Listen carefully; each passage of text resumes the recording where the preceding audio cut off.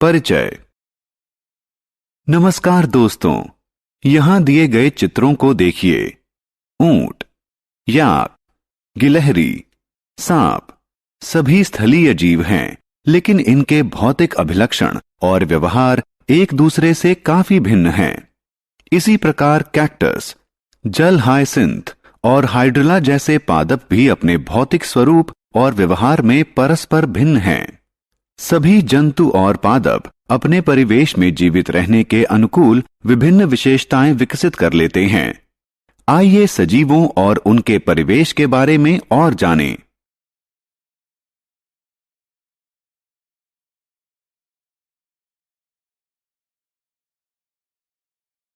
उद्देश्य।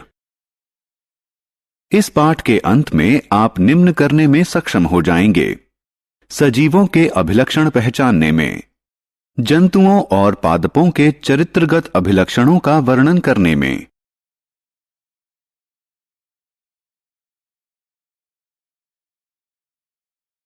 सजीव। हम जानते हैं कि सजीवों, मनुष्य, जंतु और पादप को अपने परिवेश में जीवित रहने के लिए आहार की जरूरत होती है। उनके भौतिक रूप में काफी विभिन्नता होती है, लेकिन वे सभी अपने जीवन में बढ़ते और विकसित होते हैं। सभी सजीव जीवित रहने के लिए विभिन्न मूल प्रकारों वृद्धि, विकास, पोषण, श्वसन, प्रजनन और उत्सर्जन को क्रियान्वित करते हैं। उन्हें जीवित रहने और अपने परिवेश से प्रभावशाली संवाद के लिए आहार या किसी दूसरे प्रकार के पोषण की जरूरत होती है। कोशिका संगठन। अब हम सजीवों के विशिष्ट अभिलक्षणों का अध्ययन करेंगे जो इन्हें निर्जीवों से अलग करते हैं। सभी सजीव, पादप या जंतु कोशिकाओं से बने होते हैं। वे उनके शरीर में उपस्थित कोशिकाओं के आधार पर एक कोशिकीय या बहुकोशिकीय हो सकते हैं। छोटे आकार के जीव जैसे कि अमीबा, पैरामीशियम एक कोशिका से बने होते हैं, इसलिए उन्हें एक कोशिकीय जीव कहते हैं। मनुष्य, कबूतर, आम का पेड़ बहुत सी कोशिकाओं से बने होते हैं, इसलिए इन्हें बहुकोशिकीय जीव कहते हैं।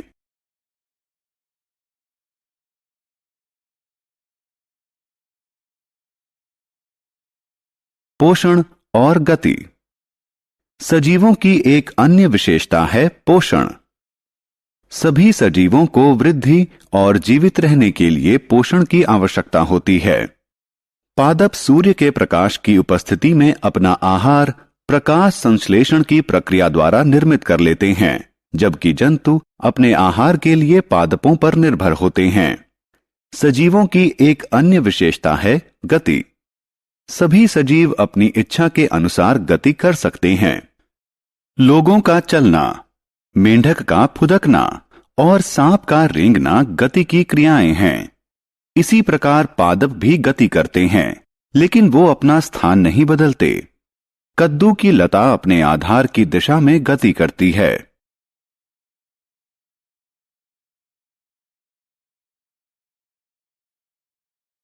उद्दीपन के प्रति अनुक्रिया।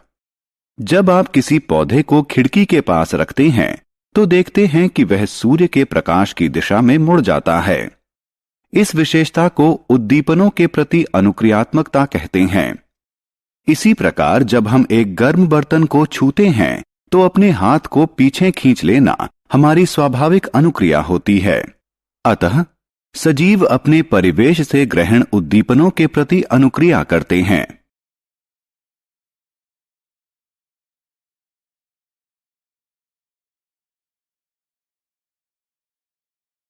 श्वसन। श्वसन सजीवों की एक आवश्यक विशेषता है। श्वसन की प्रक्रिया के लिए उन्हें ऑक्सीजन की आवश्यकता होती है।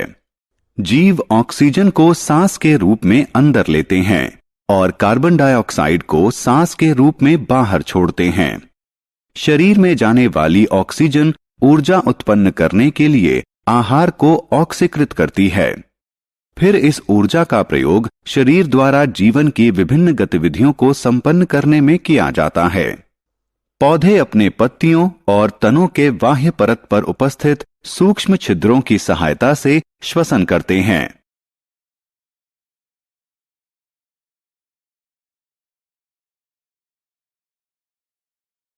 प्रजनन। प्रजनन सजीवों की एक महत्वपूर्ण विशेषता है। सभी सजीवों में प्रजनन द्वारा अपने समान संतान उत्पन्न करने की क्षमता होती है। जंतु जैसे कबूतर, सांप और मेंढक अंडे देते हैं, जबकि कुछ जंतु जैसे शेर, कुत्ता और मनुष्य अपने समान शिशु को जन्म देते हैं। पौधे बीज या पौधे के किसी अन्य अंग के माध्यम से प्रजनन करते हैं।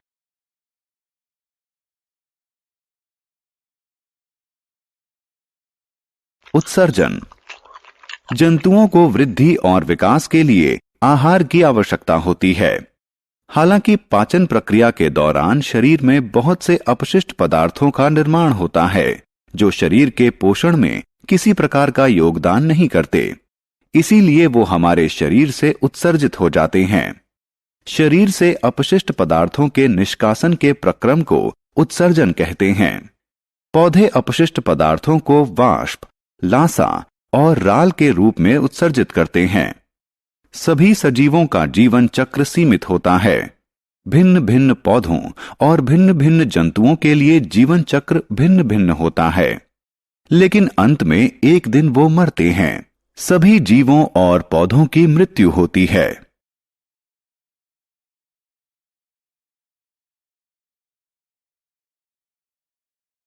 सारांश। आइए हमने जो कुछ सीखा है उसे संक्षेप में दोहराएं। सभी सजीव जंतुओं और पादपों का निर्माण कोशिका से होता है। सभी सजीवों को वृद्धि के लिए पोषण की आवश्यकता होती है।